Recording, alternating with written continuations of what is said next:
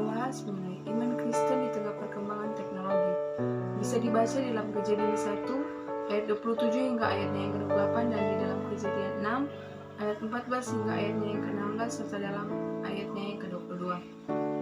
Manusia adalah puncak dari ciptaan Allah ketika Allah menciptakan langit dan bumi beserta segala isinya. Bisa kita baca di dalam Kejadian pasal 1. Dan karena manusia diciptakan menurut gambar dan rupa Allah, maka manusia disebut sebagai ciptaan Allah yang mulia. Manusia diberikan nafas kehidupan, serta dianugerahi akal budi, pikiran, dan perasaan. Lewat akal budi inilah, manusia mengembangkan pengetahuan mereka sehingga terciptalah teknologi. Dan perkembangannya, teknologi yang merupakan hasil dari akal budi manusia sudah sedemikian modern, sesuai dengan perkembangan zaman peradaban. Sejak manusia jatuh ke dalam dosa, akal budi manusia juga telah dikuasai oleh dosa. Dan ketika manusia yang berdosa melalui akal budinya dan dapat mengembangkan ilmu pengetahuan dan teknologi, maka ilmu pengetahuan dan teknologi tersebut kecenderungannya dilakukan untuk melawan Allah. Seperti yang dilakukan oleh masyarakat Babel, bisa kita baca di dalam Kejadian 11 ayat 1 hingga ayatnya yang ke-9, ketika Allah mengacau balaukan pembangunan menara Babel. Yang ditentang Allah bukanlah pendirian kota atau menara Babelnya, tapi kesombongan mereka dengan pengetahuan dan teknologi yang dimilikinya, serta motivasi mereka yang ingin mencari nama dan ingin menyamai Allah. Bisa kita baca dalam Kejadian 11 ayatnya yang keempat. Akan tetapi bagi manusia yang tunduk dan taat akan Allah, akal budi yang berkembang dalam dirinya juga ditundukkan di bawah kedaulatan Allah.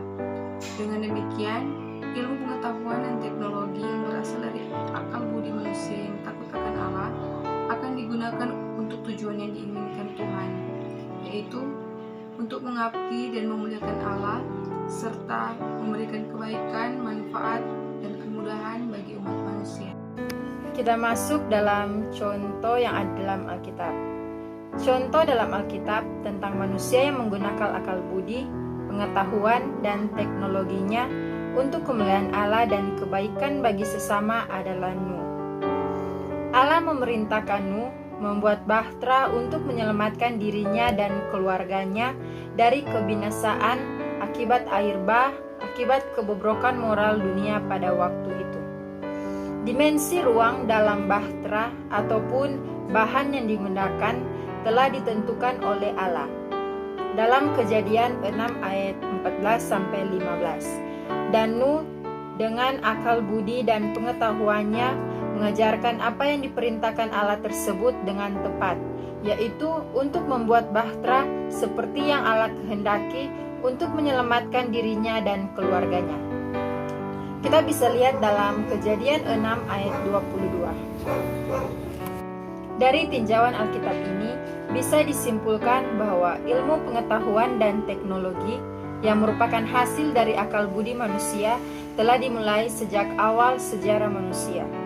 Manusia memiliki daya cipta karena dia diciptakan segambar dan serupa Allah dan sebagai pribadi yang berakal budi.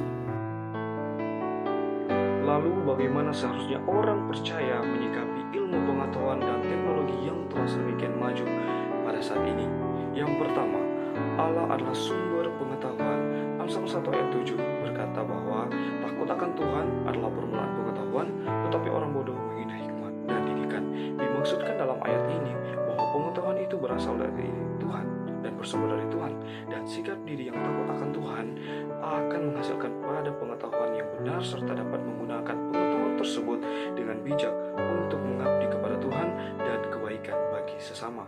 Karena pengetahuan tersebut berasal dari Allah, maka ilmu pengetahuan dan teknologi memiliki keterbatasan. Seluruh ciptaan Allah atau yang berasal dari Allah memiliki keterbatasan. Hanya Allah sendirilah yang sempurna dan tidak terbatas. Pada pusatnya ilmu pengetahuan manusia terus berkembang dan hebatnya teknologi yang pada sekarang tetap saja tidak dapat membuktikan keberadaan Allah. Keberadaan Allah dan kehadirannya dalam diri orang percaya hanya dapat dipahami dengan iman. 2. Orang Kristen harus dapat menguasai teknologi dan bukan dikuasai oleh teknologi. Dalam 1 Korintus 6 ayat 12 berbunyi demikian. Segala sesuatu halal bagiku, tetapi bukan semuanya berguna. Segala sesuatu halal bagiku, tetapi aku tidak akan membiarkan diriku diperhamba oleh suatu apapun. Rasul Paulus menjelaskan bahwa apa yang tidak melawan hukum-hukum Tuhan adalah sesuatu yang diizinkan, dan apa yang melawan hukum Tuhan artinya adalah jatuh kembali ke dalam perbudakan yang lama, yaitu perbudakan dosa. Ilmu pengetahuan dan teknologi hasil dari akal budi manusia diizinkan digunakan untuk mengupayakan kebaikan dan kesejahteraan hidup manusia.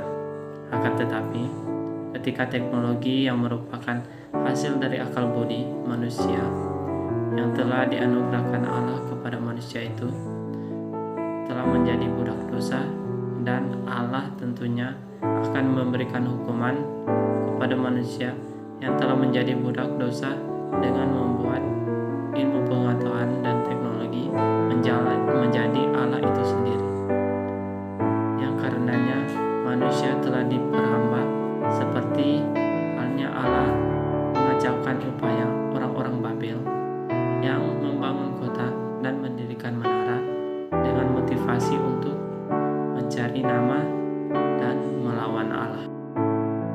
3. Teknologi harus digunakan untuk memenuhi hukum Tuhan. Di dalam Matius 22 ayat 37, jawab Yesus kepadanya, "Kasihilah Tuhan Allahmu dengan segenap hatimu, dan dengan segenap jiwamu, dan dengan segenap akal budimu." Salah satu tujuan Allah menciptakan manusia berbeda dengan ciptaan Allah yang lainnya adalah agar manusia dapat bersekutu dengan Allah dan memuliakan namanya. Untuk bersekutu dengan Allah dan memuliakan namanya, maka manusia harus mengasihi Allah.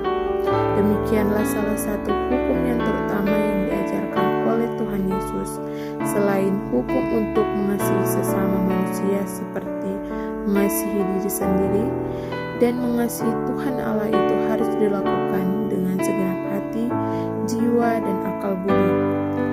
Ketika akal budi yang diberikan Allah kepada manusia telah menghasilkan ilmu pengetahuan dan teknologi, maka setiap hasil dan akal budi manusia harus digunakan untuk mengasihi Tuhan.